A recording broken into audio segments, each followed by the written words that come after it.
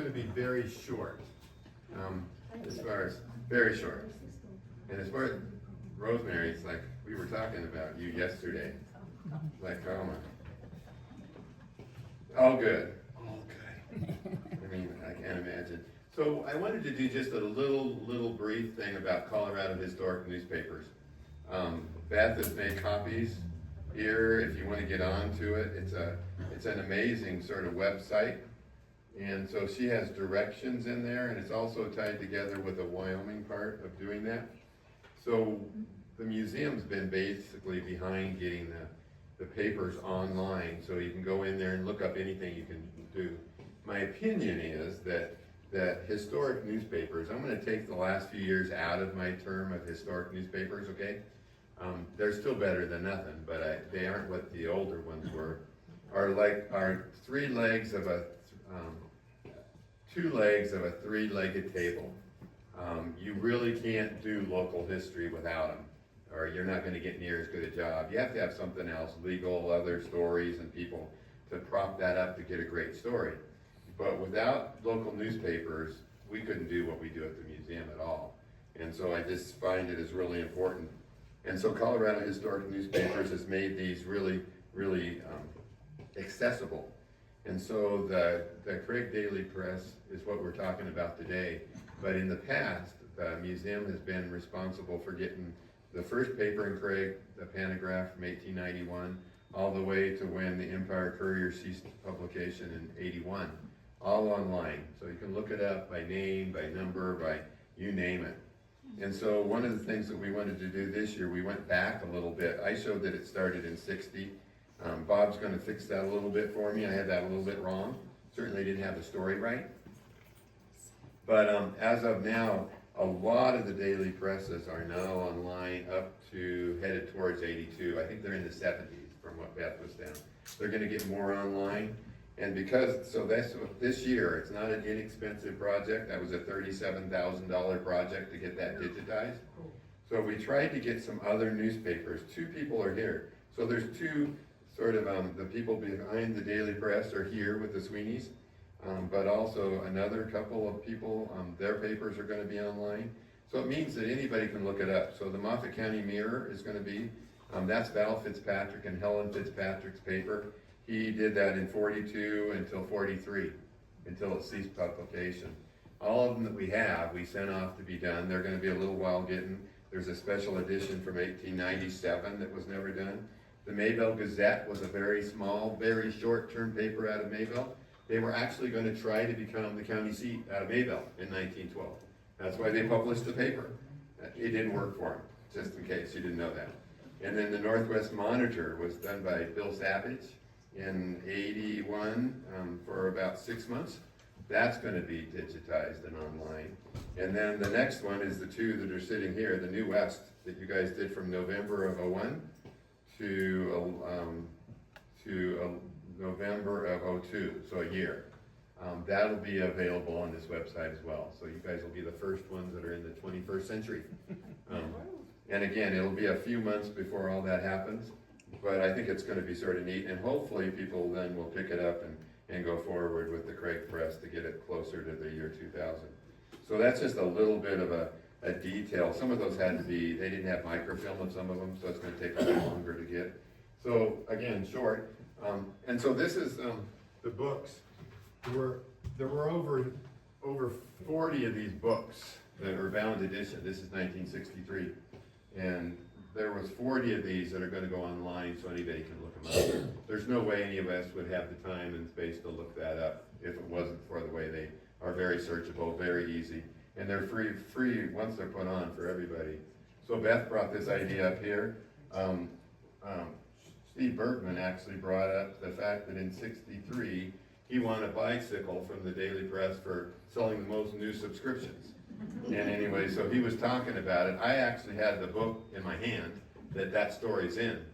So you can go and look that up, the bottom line. And in case you guys don't, anybody here know who might be related to Steve Bergman in the room? Just in case you wonder. Actually me.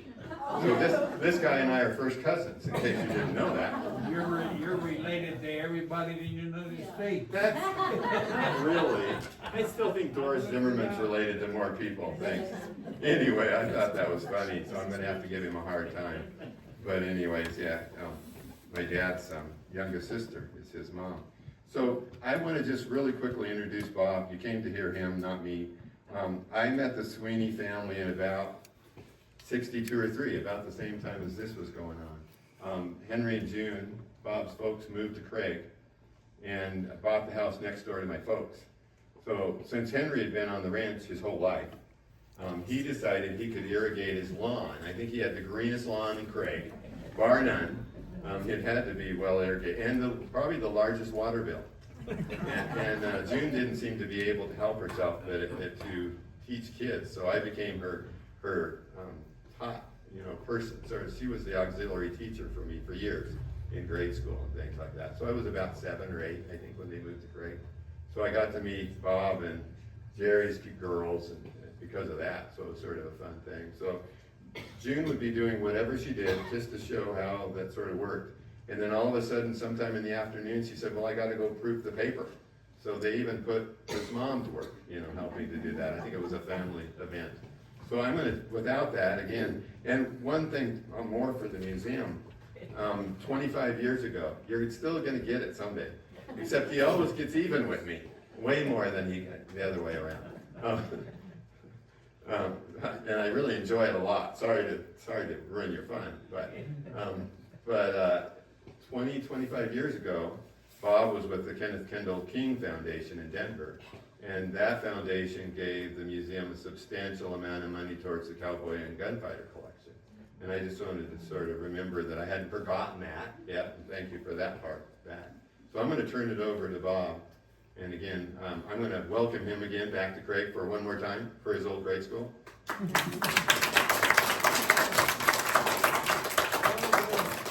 Daddy, it's so good to be home. This is my home. I was born here. I was born right over here in the Midwest in 1938. So if you add that up, it makes me 87 years old. And Larry Sype over here, Larry and I both went to school at this grade school. He was a great marble shooter. He used to win all my marbles. He could take that ball and shoot those marbles, and we'd go out here in the back and play marbles every day. And my mother taught the 3rd grade down at the end of this hall for like 30 years. And I got to tell, my wife hasn't even heard this story, but I really embarrassed my mother. I was in her 3rd grade class with Larry.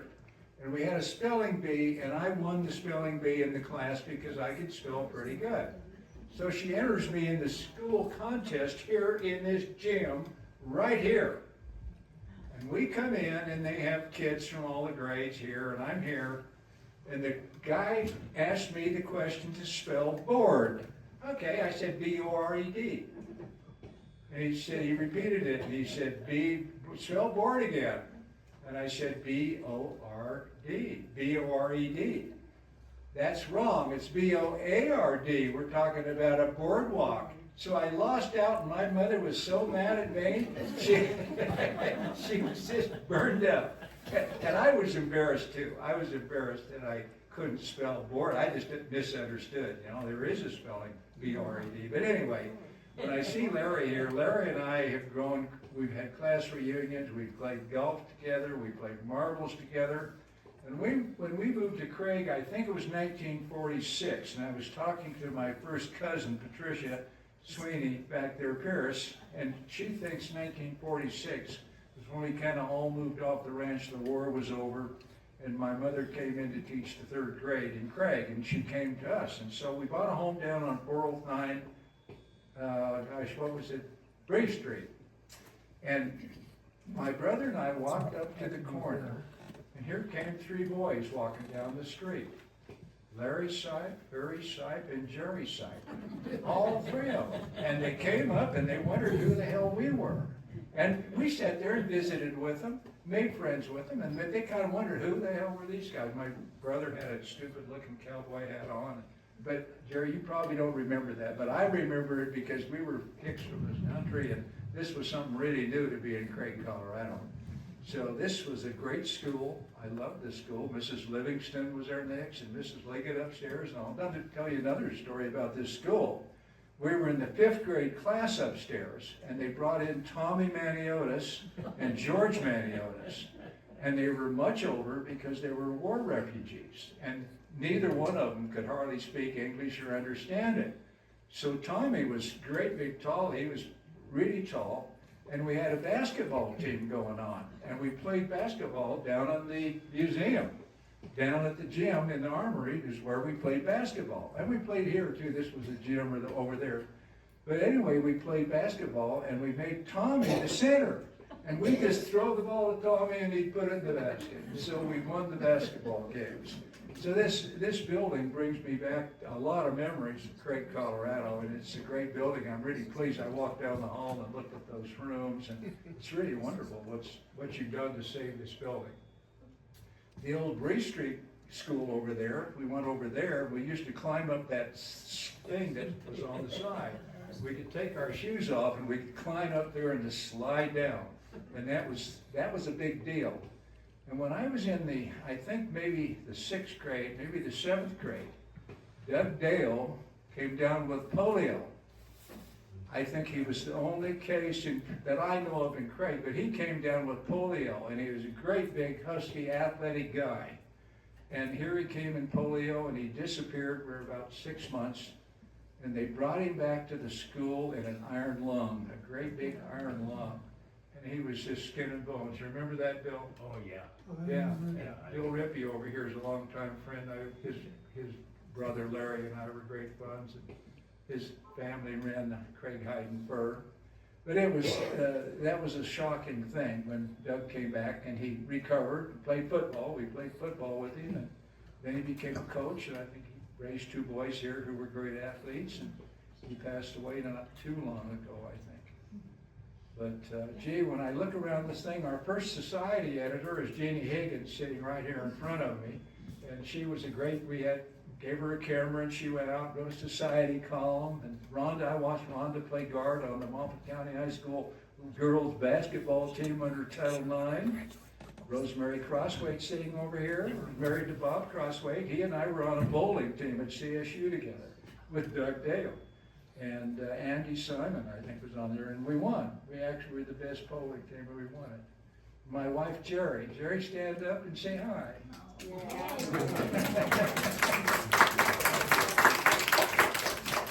I met Jerry. Jerry and I will celebrate our, 65th wedding anniversary coming up September 7th, so it's not far off. And when I let Jane Hume over here work for the Daily Press, Jane was a right-hand gal. She took news. She did everything. She was kind of a linebacker for the paper. I didn't sell ads. No, but you helped Carol sell them. And my cousin Patricia over there, she and I grew up together out on those Sweeney ranches out 7 miles south of Lay. And oh my goodness, that was really something. I write a lot in the papers that we have. I write about the early days living on a ranch and what it was like. We actually drink water out of the Yampa River with a bucket. That's where we got our water. And that was one of my jobs when I was a little boy. I had to go down and get a bucket of water and bring it up and set it up on the counter. And I would fall out the window. I had to climb a little ladder to get up to put it, and I'd break the window and fall out. My dad did, and I did it twice. So I think they moved the bucket so I wouldn't fall out the window. But years later, when I was mayor of this town, and I criticized, they built this new lagoon out west of Craig. And I'd come out of the paper office and the stench would just be overpowering. And I'd think, how in the world can we have a sewer lagoon on the west side of the town smelling this sewage all over Craig? So I wrote about it, and the man, Phil, guy that ran the Phillips 66 gas station, he was mayor. Jones. Hugh Jones. Hugh Jones. He came in and he was really mad at me. And he said, if you're so smart, why don't you run for the city council? Okay, I said I will.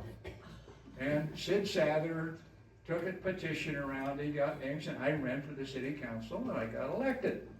Guess what committee they put me on? They put me on the sewer and water committee. So my job was to run the sewer lagoon and the water department. And so I talked to Kenny Simpson. It was a great guy, maybe some of you knew him. He was our city, handled the things great. He was followed Mr. Esty. But anyway, I said, who put this thing in? They said, an engineering firm in Glenwood Springs. So I called them up, and they said, well, we know why it doesn't work. They never bought the piece of equipment to clear out the lines. They have this machine, it runs down the lines, it clears out all the calcium so the aeration can work.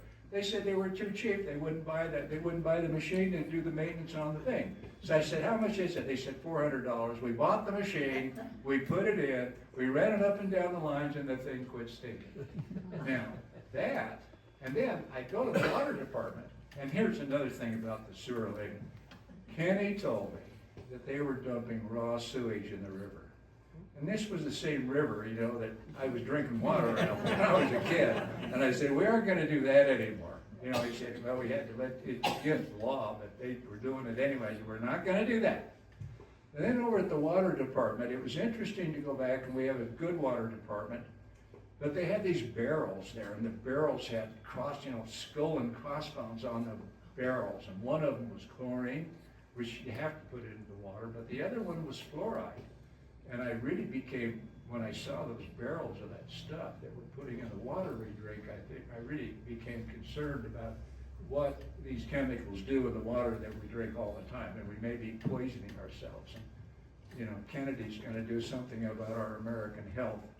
But anyway, that was my experience, and then because of that, then I got elected mayor of Craig, and when I was mayor, we brought these power plants to Craig.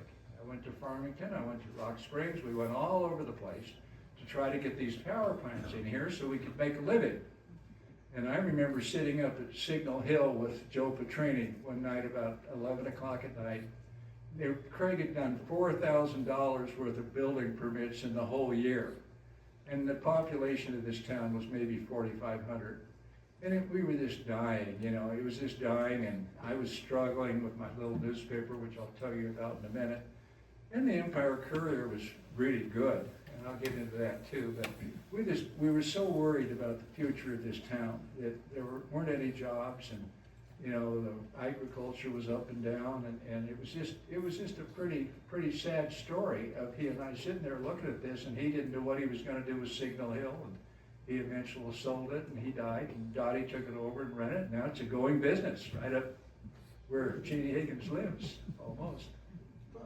So anyway, looking back at Craig with these power plants, if I was here today running a newspaper, I'd be crusading to save these power plants. Let me tell you, wind and solar isn't going to do it, folks.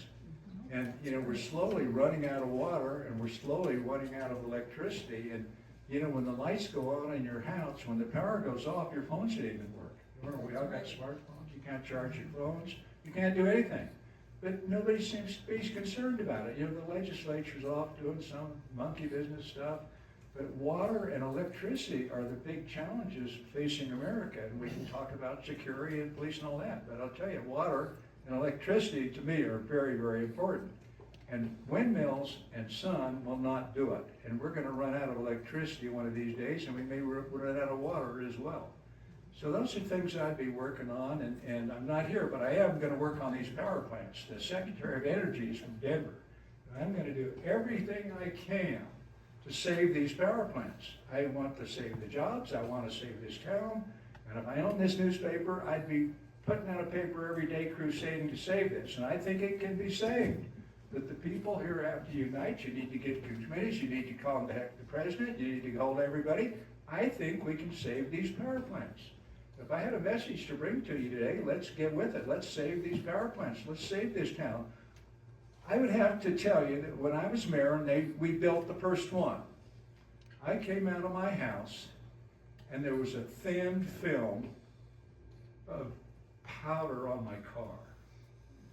And I looked at that and I said, yeah, you know, we are getting some stuff from the air, polluting our air, but the jobs were worth it. Now, they cleaned them up. They put things on it. The first one they built was putting out smoke, and it was putting a little stuff around town. But there's a price to pay for development. And I had another man come in to tell me Mr. Manley, who lived out north of Craig, and half his kids worked for me. But he came in one day and he said, "You guys finally managed to ruin this town." And he said, "All these people coming in here and all this." And so he sold his $40,000 house for a couple $100,000 in Liftown. And so without growth and development, you don't have much of an economy. And I guess I'm a free enterpriser, always have been. Grew up on a ranch where we worked hard, and it was a 24-hour job, and I went off to college, to be a veterinarian. Then I met Neil McKinstry, Neil McCandless there, and he was a senior when I was like a freshman, and he was in the vet school, and of course his dad did the Shot of Scotch column in the Craig Empire Courier, which was very popular, and I loved getting that Empire Courier out at the ranch. Stella Craig, who owned Juniper Springs, and Charlie Craig, they had a ranch down at Juniper Springs. She would bring our mail to the ranch once a week in her Buick Roadmaster through rain or snow, mud. Here would come Stella with the papers. And the very thing I did, I'd grab that Empire Courier and read everything I could find in there. And then when I got a little older, I was wanting to have a car. So I'd really look at all the car ads that were in there to see what I could find to buy a car. And I finally bought a Ford down through Mildred Watson. But I read that paper religiously, never thinking in the last of my mind that I ever owned that paper. But anyway, I go off to school, and I go to CSU. I meet my beautiful wife. We get married. I go to the Army. I go through tank school. I learn how to be a tank commander. And then I ran firing ranges, 30 caliber, 50 caliber, 105 cannons at Fort Knox, and learned how to do all that, and that kind of wrecked my hearing, but that's what I did. And then I came back. I stayed in the Army Reserves for 14 years, and I would come to the National Guard here in Craig when Buck Salter was the captain of this National Guard unit. He had a sporting goods store, and everybody knew Buck. And we had an awful lot of veterans in this town. And the colonel, the 157th, I think, Infantry came out of Craig, and the lady that had the insurance company on Yampa, her husband was a colonel that led the troops all the way to Germany. I'm trying to think of his name, but he was in there thing. James. What was his name? Chester James? Chester James? Yeah, James, yeah. Herman James was she was our insurance agent. Her husband was a colonel, and he'd been all through the war, and was quite a military hero. And I remember her telling me she had a bunch of souvenirs that he'd brought back from Germany, a big flag and stuff. And then he passed away, and she ran the insurance agency for many years. But the paper began when I got out of the Army. Jerry and I came back to Craig, and we had a little girl, Sandra, which is our oldest daughter. And I went back out on the ranch, and I was helping my dad, and back on the ranch, but I had applied and been admitted to the University of Colorado Law School. And I was supposed to go to law school in September, and I decided I didn't really want to be a rancher. It was too much hard work. And so I thought I'd get off that place and quit fighting mosquitoes and putting up hay and go to law school. Well, as it turned out, I read in the Craig Empire Courier that a new paper had started in Craig. And the newspaper was coming out of Hayden, and the publisher of it was Al Schaefer and his wife Gloria. And I had worked on college publications, and after I decided I didn't want to be a veterinarian in school, I started changing my major and took a lot of other stuff. But I didn't want to be a veterinarian because I'd already dealt with livestock and cattle, and it was pretty easy. But I thought if I was really going to spend that much time, I'd rather be a doctor, but I didn't want to be a doctor. So I was kind of drifting in really what I wanted to do in my life. But I had worked on a college paper called The Collegian. I helped put out a magazine. I sold the ads on this magazine while I was going to school. So I was becoming kind of literary at the time. So I see this, so I come into the town and I go see Al and Gloria, and they've set their paper up in the office next to Federal Savings and Loan, which is not Federal Savings and Loan, First Federal, it's next door, big building. They had put their newspaper in on the bottom floor of that building. And it was, they had a linotype and a flatbed press and a whole bunch of type cases. And in those days, everything was done in lead. Lead was how the papers went. And printers would wear copper bracelets because they thought that it would not give them cancer. So I don't know whether that was true or not, but that's what they did. So anyway, I come in and I meet with him, and I really liked he and his wife, and he was a really good reporter. He was a good writer, good reporter. His wife was a linotype operator, and he knew how to do all this stuff. So he asked me if I could help him, and I said, yeah, I think I could probably help you. He said, would you go sell ads for me? And I talked to my dad about it, and he said, yeah, you can do that if you want. So every Monday, I'd come into Craig, and I'd go sell ads for him. And the first day I went out, I came back with a stack of ads. I went all over town, every bought a bad ad in the new paper. And so he was just thrilled. He just thought this was the greatest thing going. So I did that for him all summer long. He didn't know I was gonna leave. So when it came time to go, and he called it the Northwest Colorado Press. And prior to that, it was called the Routt County Republican, located in Hayden. And what made him move the paper to Craig was the Empire Courier started the Yampa Valley Flash. That was a free paper that they put out every Friday. And they put it out and they sent it up to Hayden. That made him so mad that he decided if they're going to give a free paper away in Hayden, I'm going to come down to Craig and do a paper. So that's what brought the paper down to Craig. Okay. And so I started selling ads for him, and made a little extra money, and it was a lot of fun. I really enjoyed doing it. So when it came time to leave, I said, Al, I'm going to have to leave. He said, if you don't go, I'll give you half this paper. Okay. I thought that was a pretty good deal. And I promised my wife we wouldn't stay in Craig too long. And we then lived in Riverbend. We bought a trailer house, and we lived out at Riverbend. I don't see Louis Wyman here, and Louis doesn't like to be called Louis, but it's Louis Wyman in his museum, which is wonderful. He was a good friend of mine. But when we came to town, we had a little girl, and he wouldn't rent me an apartment because I had a baby. Really. And housing was tight. But so we bought a trailer house and lived at Riverbend, and I'd commute back to the ranch and sell ads for the paper. So Al Schaefer told me that he would give me half that paper. And hi, Mike Smith. How are you back there?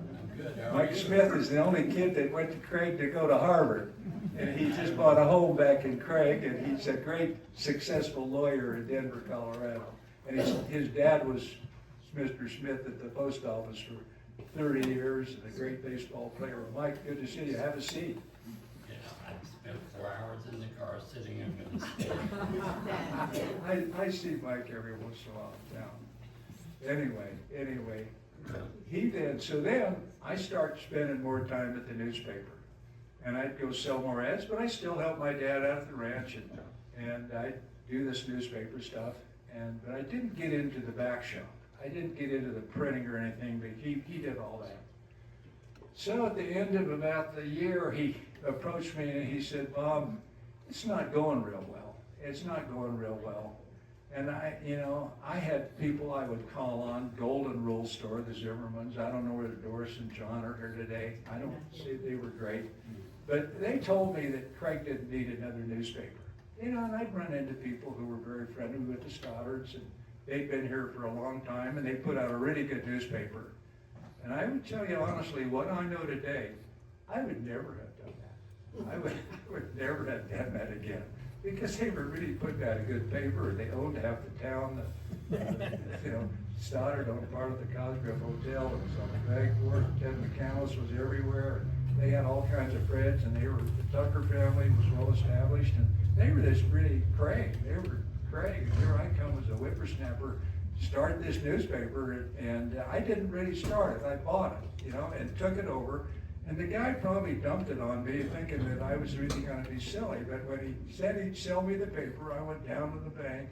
I think John Ellis was the president. I had a few head of cattle, and I mortgaged my cows, got $10,000 and bought the rest of the paper for $10,000. Suddenly, my wife Jerry and I have a newspaper in Craig, Colorado, with all this printing equipment that I don't know how to run. And so I had to learn. I had to go back and learn how to run a linotype. Complicated machines. And the Nolan boys were over at the Courier, and they were friends of mine, and they'd kind of sneak over and help me now and then. We hired Janie as a society editor, and Jane Hume over there worked at the Daily Press. Carol Ann's around here somewhere. She worked there in the ad department. You know, Yampa Valley Dairy was always great with the Crossway family. So, but anyway, we started, it was a learning experience for me to learn how to do that. And Tommy Hammond, I see you sitting there. How are you? And Ingrid, how are you? Ingrid also worked at the paper. So it was really brutal. I'd spend days trying to get this paper put out in letterpress. We had actually hand set the type. You know, the headlines had to be hand set from type cases, and there was Garmin and all these names of all these types and sizes, and then the linotype. And a linotype has a lead pot on it, and it has a keyboard. And when you hit the keyboard, this little mat is made out of copper, brass, and it would fall down and form a line. And you'd have this line of type, and that's where the type, line of type, and it would be about this long.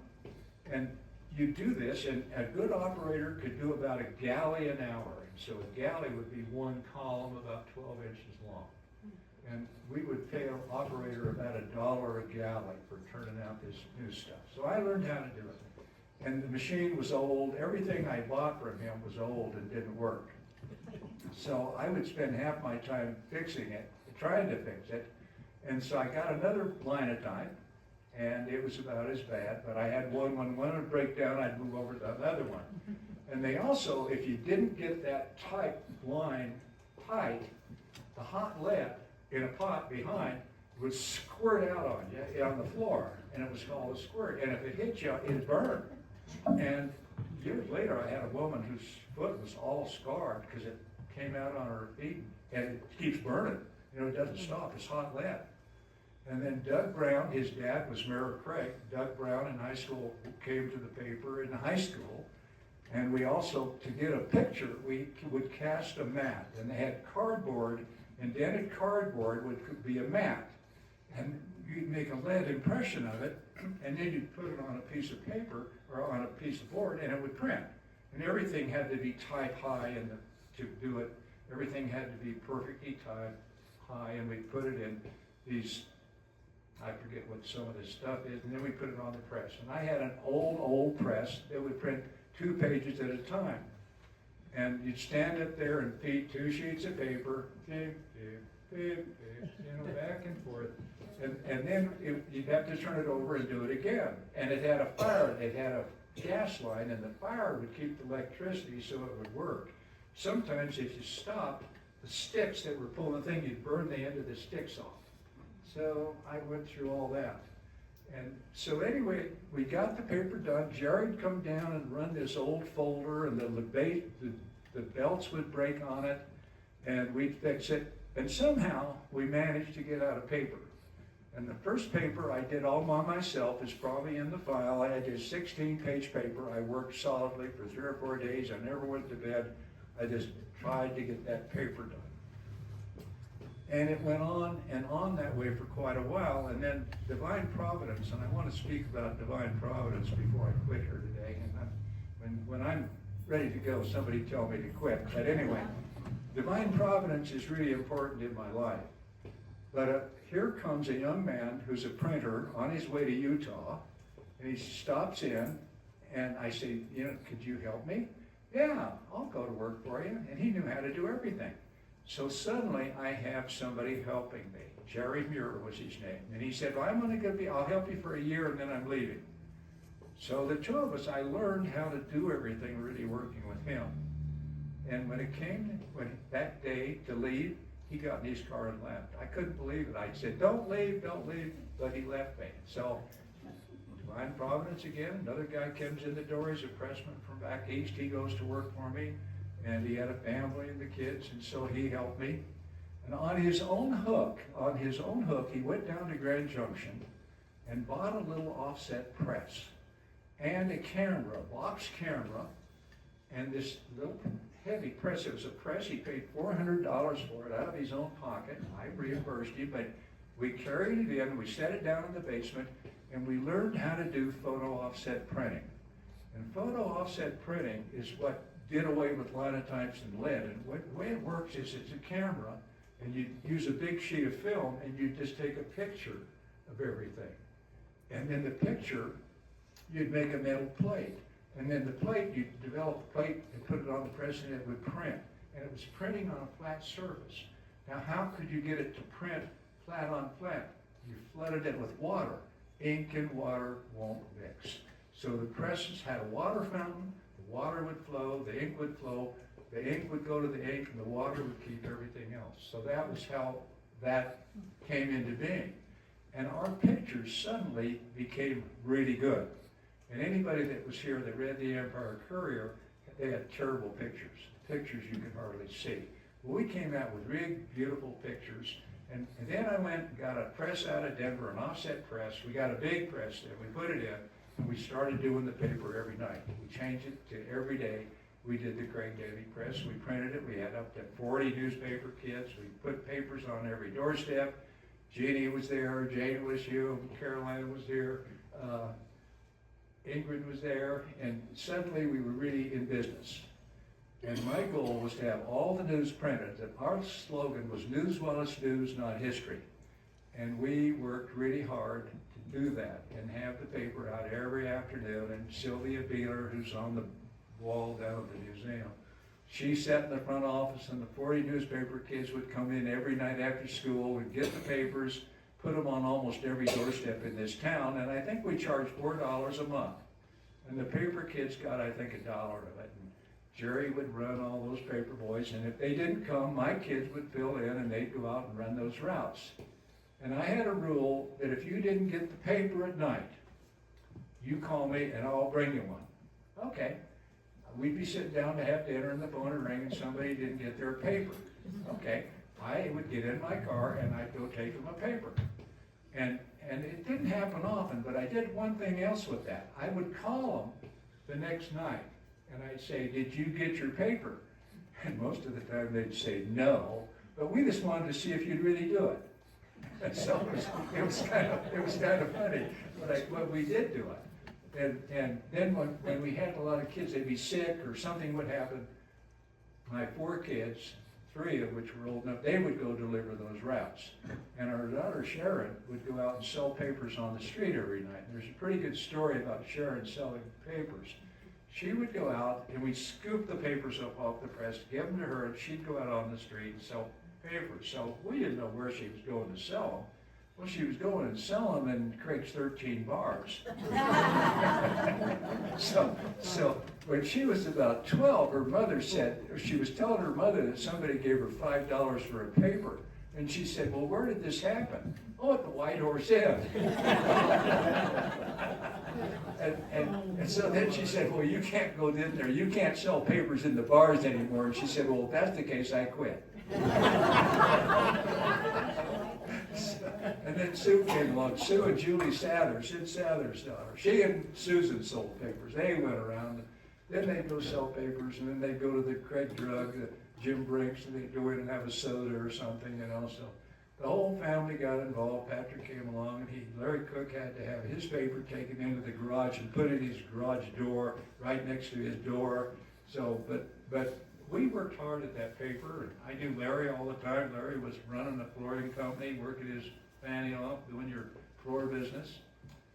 And Larry and I played a lot of golf together, and he was always a better golfer than I was. But we beat that group from, remember when we won that group from Bernal? Oh, yeah. Yeah, we took them on and beat them. Yeah. So, and then another thing, Larry was part of the team of building the golf course out there. They all gave us a piece of land out there. We had to go clear the brush off of it to have a piece of golf course, and we built 9 holes just by us. We would just went out and built it. And it was quite a challenge to do. And then the power company came along and built another 12. What was the pro's name out there that we had, Larry? Remember our Jim? What was our golf pro? We've had about 6 or 7. Yeah, we had a bunch. Yeah, I mean, Chuck Cobb was the best one. Chuck Cobb was the best one. Kenny's brother was the best person we ever had. And I helped get him that job. He was going to Sterling Junior College. I put in a good lick for him, and they hired him. So anyway, it was a great thing. I think I told you how the papers began. And it was a tough battle for me. Bert Carroll, Superior Tire, became president. Dean Gent was great. We started the Craig JCs, and we put flags out all over the streets. We did that. We did a lot of things, and the JCs and Craig were a real part of my success, I think, because we were all young men, young wives, and we took an elk herd from Estes Park. They were going to slaughter these elk. And the Craig JCs got trucks, and we went over and saved all those elks and took them out on the Denver Hills and turned them loose. And Dean Gent was a real leader in that project. We did a lot of things for this town. And the service clubs, the Kiwanis were strong, the Lions Club were strong. We had some really good community service. I became mayor and served mayor during the power plant thing. Gaylord Police was the city clerk. He did a great job. We didn't have a city manager. I signed the payrolls for the police department, the fire department, the whole thing. I got paid $5 a month to be mayor. And every day people were trucking in and out of the paper, you know, to tell me this or tell me this, and the city park didn't work or this happened. And the city park had a great reputation as a place to stay. And Craig actually had a blue law. We had a blue law in this town that I didn't really realize we had. It was posted on the wall of City Hall. No black person could spend a night in Craig. Posted on the City Hall of the city. Pretty racist, We took that down. That's no longer, that went away. So Craig is a great town, and Jerry and I drove around it this morning, you know, and it just looks good, but there's a lot of property. I think there's a lot of opportunity in Craig. I think there's a lot of opportunity here, and maybe we can save those power plants or something else, you know. You can hardly get here. There's so much traffic coming out of Denver, Mike. We got to stop 2 hours outside Idaho Springs coming here. But everybody's pouring over here. You know, we're kind of the last frontier, and that's what this group's all about, the last frontier. Let me close by telling you a message, something I've just really learned recently that I think I want to share with you all. And that is, my daughter Susan got married, lived in Dallas, worked for a New York advertising company. She's back now as our co-publisher of the papers we do in Denver. But she was telling me just a few days ago about going to a seminar, and they brought up this question of why. The word why. W-H-Y. Why? Why did I ever get in the paper business? Why did Tommy become a state highway patrolman? Why did Mike Smith go to Harvard? You know, why do we all do what we do? Think about it. I had a word also that I've been fond of most of my life, and that word is if. If is a bad word. If I win the lottery, if I can lose weight, if I can make more money, if I can do this or if I can do that. If is kind of a hopefully to do it. To make an if come true, it's hard work and sweat equity. I made the newspaper work here because of the if. I just would not fail. I was doing that. I was not going to fail. I was going to make that work. And after 14 years, I did own the Empire Courier. I bought it and bought out the two gentlemen that owned it, C.A. Stoddard and Neil McCandless, or Ted McCandless, had retired. And the two boys really, Chuck was a good newspaper man. And Joe was Joe. He was Mr. Personality. And I kept him. I kept the paper running, and I had a paper. I started a paper in Breckenridge, and it went well. Summit County News, it became the Vale Trail. But I sold it for enough money to buy the Empire Courier. And I would tell you, I paid him $150,000 for that paper cash and took it over 14 years. And Naomi Barnes was running the front office, and Willard Hawkins was back there, and Danny Ovenden was the printer, and we just kept it running the way it had been running. Except they were happy to see me. They were really kind of happy to see me, and they treated me well, and I treated them real well. And I got 2 or 3 houses in the deal, and one of the houses burned up, but I kept insurance on all of them. And Richard Nolan's house burned up, and I had insurance on it, and he didn't know I had it insured. And I was at his house, and he was telling me, Bob, what am I going to do? He said, I don't have any fire insurance. I said, don't worry, Richard, I've got the house insured, you're okay. So, it's been a great trip, folks. It's been a great trip for myself, my families. I had a heart attack in November. I'm recovering from it. I had what they call a AAA, 5% survival rate. My aorta ruptured. My lovely wife over there called 911. They rushed me to the hospital they operated on me in the middle of the night, went up through my groin, put in 3 stents. Here I am today, ornery as ever. And with that, I'll take any questions that anybody might have or anything you guys might want to say. Larry? No. I got so many things on my mind, I couldn't ask all the Walking questions. through time. And the bad part is I can't think about it, I can't remember. But I've enjoyed you Well, all our lives together, yeah. and it's so nice to see you again. Good to see you, Larry. Betty Jean Trout was who put on our class reunion, and she's married to they're both they're not in good health. She's not in good health, and neither is her husband. They live in Florida. Yeah. They're in extended care. And she was the one that always put our class reunions together. And I had another funny experience with Glenda Scott. Remember Glenda? Oh, yes, I do. And she worked for Dr. I used to pull her red hair. Yeah. Well, after about 10 years of being a printer rather than being a rancher, I decided I think I had to buy some life insurance. So I went out to her and her husband. She had married the doctor. I didn't realize that. She was back in Craig, but I took her to the prom. And so she went to DU and she became a nurse. So I go out to get this and I have my shirt off and my little arms are like they are today. They're not big and strong. And I was so embarrassed when she came in to give me my physical, and I just, after that I started working out. I thought, I gotta get better. So I started working out and used to run a mile around the high school every day and take my dog and run him around the track, run him up the hill to the house. And so anyway, I got stories. I have about 5 speeches I can give. This is the one kind of this related to Craig. But Craig, I went to the Soviet Union in 1975 as an exchange journalist. I had a big party for me. I went out and got on the airplane, and the United States selected 13 journalists from across America, and I was one of them. And that only came about because this guy came, Lyndon Blue, came from the Cessna factory, and his mother had been state treasurer of the Republican Party. He came to Craig and gave a speech, and he told me that they were going to have a exchange of journalists to the Soviet Union. And I said, well, that's really good. I said, how does it do that? And he said, well, you have to apply. He said, send me a resume, and I'll turn it in for you. I sent it to him, and he was the big shot in this thing. And darn if they didn't pick me as one of the 13, Chicago Sun-Times, Baltimore Herald, all these great big shots. The Arizona Republic was there, and me from the Craig Daily Press. And it was really kind of funny. But I got along better in Russia than most of them did because I was used to rural country. I wasn't used to fancy stuff.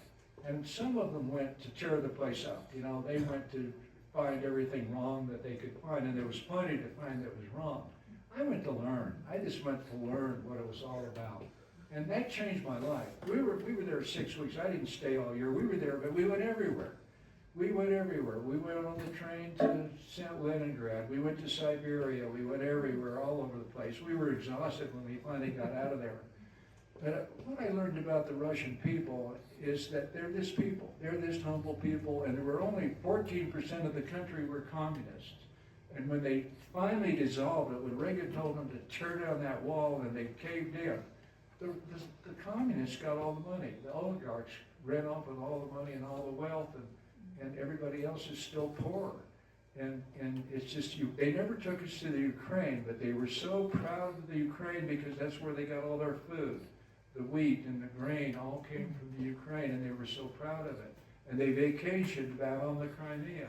But you'd see a brick wall where they didn't do the bricks right, and we went out to Siberia and the kids, they had 1,000 kids out there building a power plant. And they'd never seen Americans. And if you think about it, they looked at us like we were gangsters. We look at them like gangsters. If you go to any James Bond movies, who's always the bad guy? The Russian. The Russian guy is always trying to kill James Bond, and he's trying to kill them. Well, that's not really quite accurate. Most of the people over there, you know, they were allies in World War II, the Russians, and, you know, we met at the river, and my friend Mort Marks worked for me for years within the Battle of the Bulge, and he said when they met the Russians, they had vodka and we had cigarettes. And we exchanged. And any of you veterans probably know more about than I do. But it was really interesting to see what had happened with the country. They didn't have any fences. They had collective farms, and then they had state farms. Well, the collective farms were where they let the farmers run it, and those were much more successful. They had state farms that the government ran that weren't very good. But there was no free enterprise, and it was the streets were bare. The place was really a pretty dismal place, and that was exactly 50 years ago when I was there. And of course, they've changed a lot, and they've improved, but the war is pitiful, and I'm just so sorry that all that war is going on, and I hope Trump can get it stopped and get it over. So anyway, with that, I'll take any questions that any of you may have on anything. Well, Yes, I don't know if you remember this. My name is Jim Hassler. okay. Naomi Barnes was my mother. Oh, really? She was just wonderful. But I had your mother for my third grade teacher. And I got way behind in my arithmetic. And she made me stay after school one day to try to get caught up. Well, it came time for her to go home, and I was still way behind, so she made me go home with her down there on Bree Street. And I was sitting there at the kitchen table, still working on my homework, and you and your brother came over and started helping me catch up on my arithmetic. And eventually, between the three of us, I got caught up. Well, your mother was just so kind to me, and she was really good. You know, she had a money drawer there at the front. Yeah. Well, I still have that. Oh, do you? Yeah, Oh, I'm neat. gonna give it to the museum. Oh, Yeah, neat. yeah. But I wanted to Well, tell how helpful you were even as a young man. I tell you, my mother was a great person. She was really a great school teacher. A lot of people, her problem is we went to school. Everybody that went through the third grade, and Mrs. Williams, Peggy Williams, and remember Merle Williams, Larry? Merle, he dropped out of high school somewhere, but he's still alive, and I stay in touch with him. But his mother lived right next to her here in this house, and he went to school. Yeah, Had a 39 Chevy or 39 Ford car. Maybe you can remember Merle. yeah. Yeah. But anyway, Mike. By the way, Mother says to tell you hello. She may be the oldest paper girl you ever had. And she would fill in for Greg and I when we would be at camp. And she would not let my sister deliver to the Davis Hotel because she was afraid of what might happen to my sister in the Davis Hotel. Knew my sister probably could more than help her own. Mike's an What year Eagle did Scout. you guys move up to Barclay Street? He and his brother are Eagle Scouts, by the way. What year did you guys move to the house in Barclay? Because you bought it from Ron Schindler, right? Yeah. That What year was oh that? gosh, what year was that, Jerry? That we won. When we bought that house from Ron Grigner. That would have been, I don't know when it was. Maybe 1970. I don't know. 75 or something? No, 70 maybe. Because Ron had also owned the A&W. We had never planned on selling the paper or leaving, but my dear wife over there became ill. And she had to go to Denver and be treated for cancer, and they cured her. But that kind of changed our life. I had to take her to Denver, leave her, pick her back up. And so that kind of wore us out a little bit. We've been at it 20 years, and we were kind of getting tired. And things were going our way. Everything was working pretty good, but I had 4 kids about ready to go to college, and I'd been to CSU, and I kind of wanted my kids to go over there. And so we were either going to, stay here, but it was really not having the paper here. I didn't have anything to do. I really was bored. And so we made a decision to go to Denver. And I bought another paper there called the Colorado Statesman before I ever left town. So we went to Denver and got back in the newspaper business again. My two kids went to CSU and two went to CU. And so that worked, and Gerri survived, and we got back in the papers. I brought you some papers, they're over there, we still have 2 papers today. And we put them out, we print them in Cheyenne, truck them to Boulder every Wednesday. I go out and do a paper route. Prior to my heart attack, I was doing a lot of paper routes, but I'm back doing it. I did it this last week by myself without my crutch. So anyway, it's really good to see everybody, and if I haven't mentioned you, I apologize. My dear cousin, first cousin over there, is one of the last Sweeneys remaining in this valley. And she's just, I grew up with her, and she went to nursing school, married a state championship wrestler from Craig, and has some boys, and she's just a great lady, still lives in Craig. So, And had your mother in Yes. 3rd grade. Your mother was my teacher in 3rd grade. We got this newspaper every day. Now we got only Once a week. It's the daily show. Yeah, it's not worth reading anymore. Morning and afternoon. Well, anybody else? Yes. I wanted Yes, to- yes. I'm glad that Martha brought that up. I'm Lois Blarimore, and I'm a longtime old journalist, and I wanted to know your opinion. We believe, Jane and I believe that we're in a news desert now. There's so much news out there, and we're kind of disconnected. Anyway, what would you advise for you young journalists just starting? How are we gonna protect? How are we doing on time, Dana? It's up to her. As long as people aren't leaving the door down. I mean, Another 10 minutes, everybody? We're happy. You need to go. Well, let me tell you about the state of the newspaper industry. And I don't mean to brag too much, but I kinda like to brag.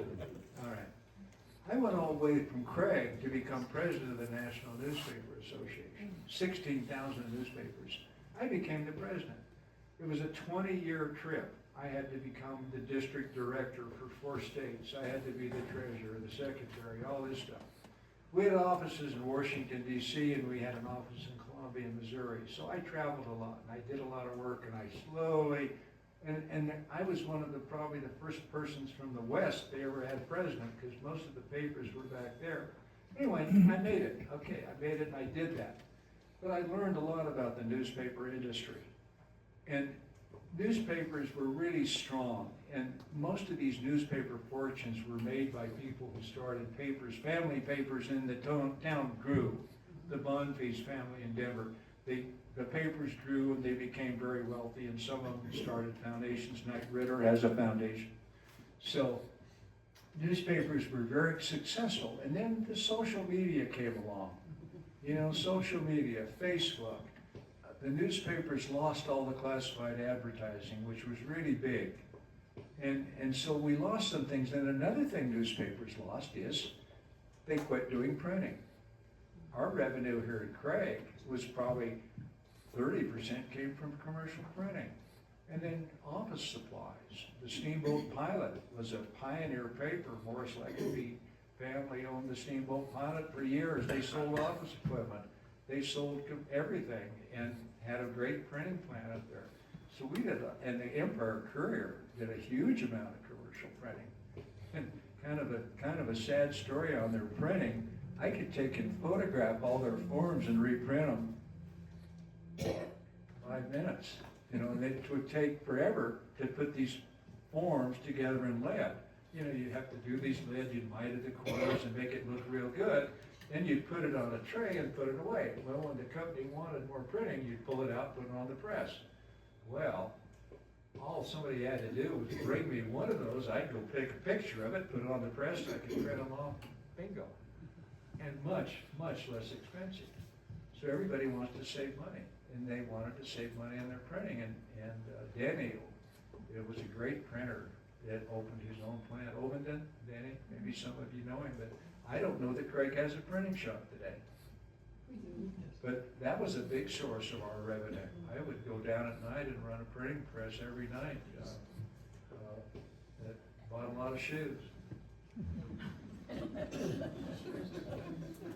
So if anyone is interested, I printed off the directions to get on the Colorado Historic newspapers that will allow you to search any Colorado paper in the state that has been digitized.